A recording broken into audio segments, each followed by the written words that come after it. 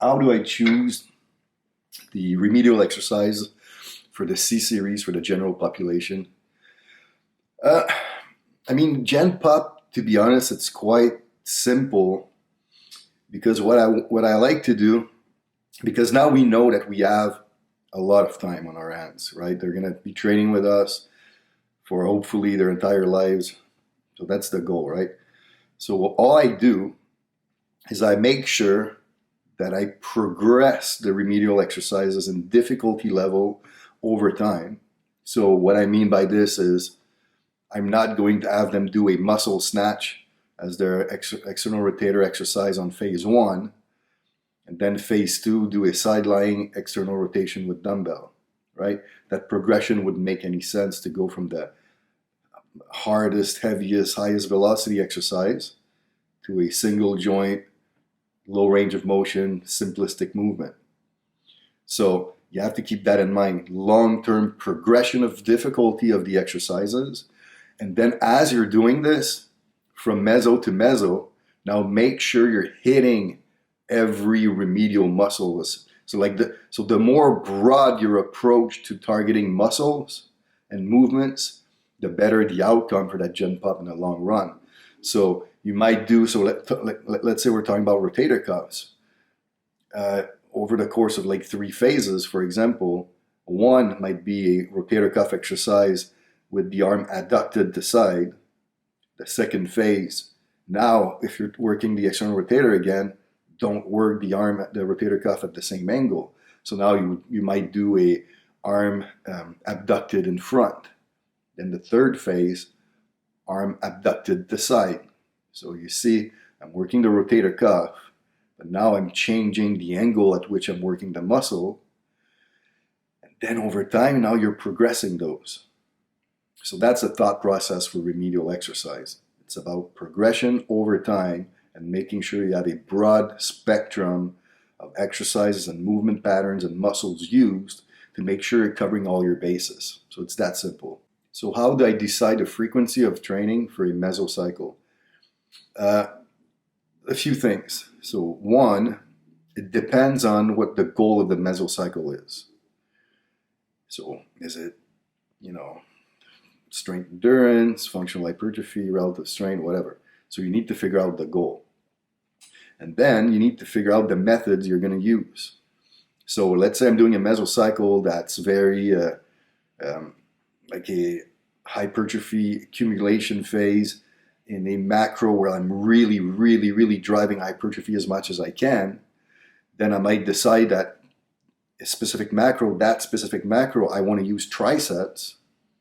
Well, then, if I'm using tricep, I'm going to use a split routine, and then the split routine, because it's a more segmented approach to training, and you're hammering like very specific muscle groups, I might have a higher frequency of training, not necessarily per muscle group strength per week, but I might be able to push a split of 5 days a week, simply because of the nature of the method that I use. Now, there's also training age, fiber makeup, experience, recovery level, et cetera, et cetera. So usually, generally speaking, the higher the training age, the bigger and stronger the training is, the more recovery time they need. But then on the flip side, you also have guys of very high level of training age that have very high work capacity. So these guys, you could still push them to train more. So it's you need to look at the level and the ability of the client. But to know that, you need to try it once in a while. Now, what I tend to do is understanding that the vast majority of people will do much better on a 4 days a week routine of upper 1, lower 1, upper 2, lower 2. This tends to be my starting point for almost every mesocycle. And then I look at the rate of progress. If they're successful, then I keep going. I keep going until they're reaching a plateau. And once they have a plateau, then you try You don't really know. There's no set rule. It might be okay. Maybe that this person, in order to keep improving, now I need to drop the volume. And then you drop the volume. I always try dropping the volume first, and then you see. Now, if there is no marked improvement in performance from it, then you might decide to, you know what, I'm going to try upping the volume or the frequency. Then you try. Then you're like, oh, wow, okay, there's a marked improvement. So it's very simple in the sense that you have to be reactive. You can't be scared to try, because there's so many variations from people to people that you can't just always use a set rule. You use the set rule as a starting point, 4 days a week, but then you adjust.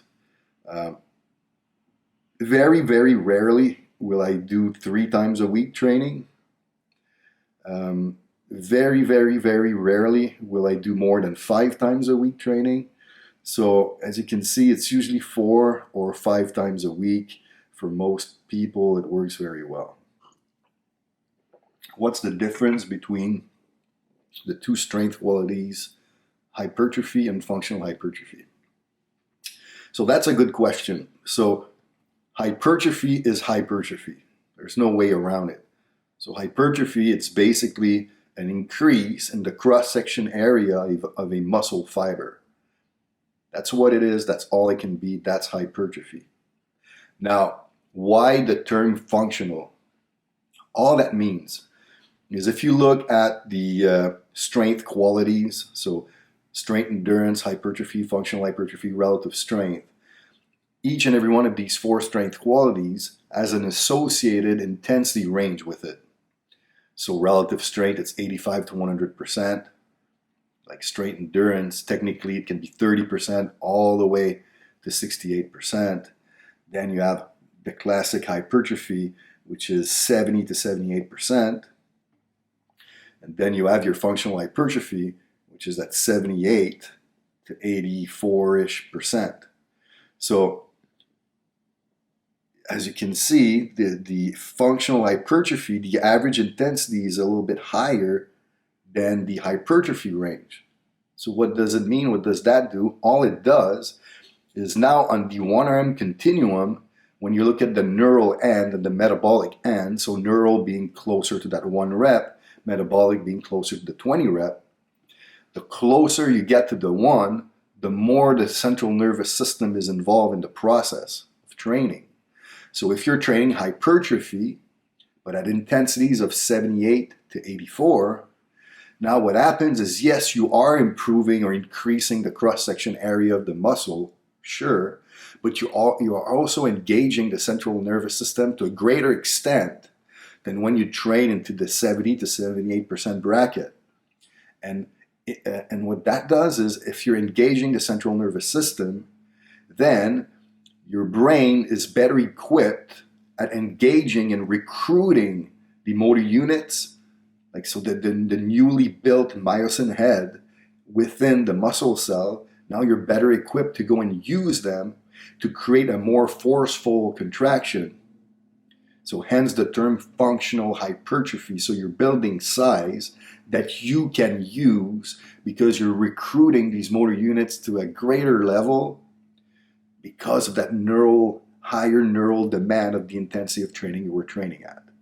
That's all it is. But keep in mind that hypertrophy is hypertrophy.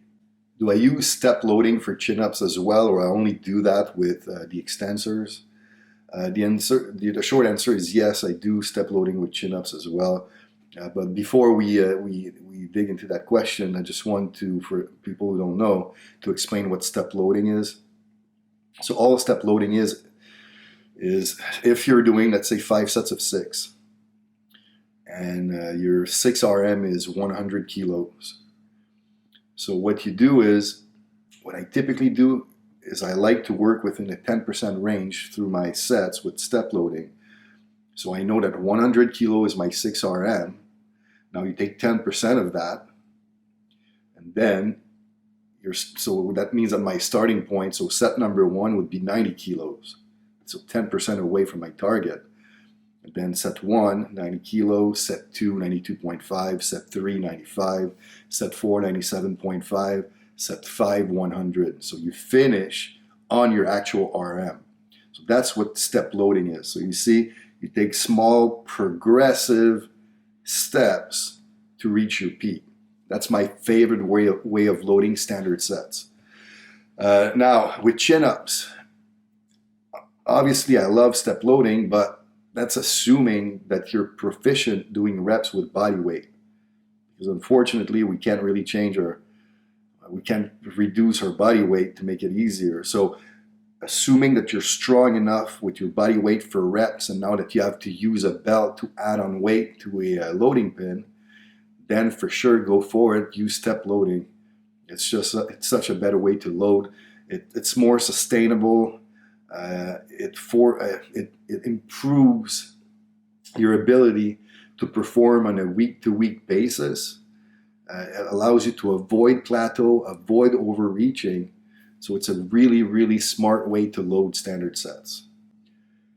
So because I never do more than 6 reps on front squat and deadlift, what do I do when the sets and rep prescription for a phase is higher than 6 reps on an accumulation phase, for example?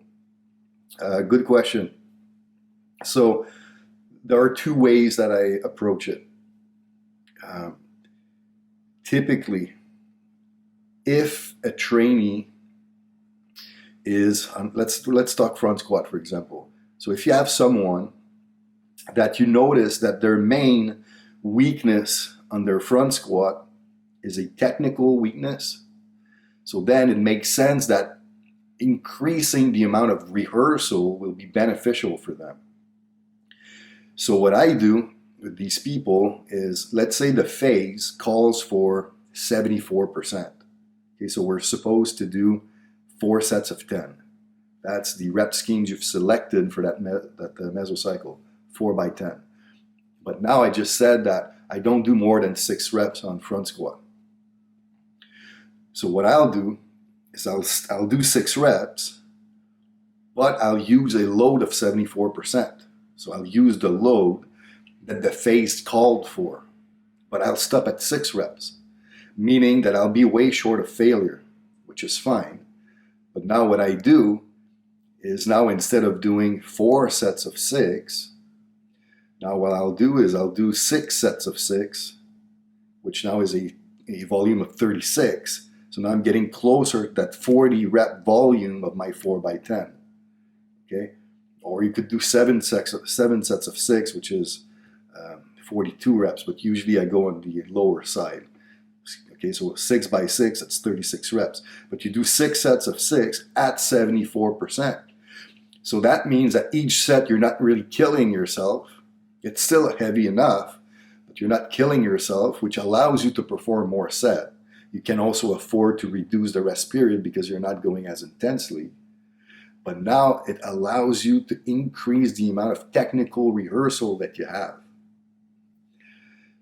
Now, with the more advanced trainees, the ones that are stronger, the ones that are technically sound,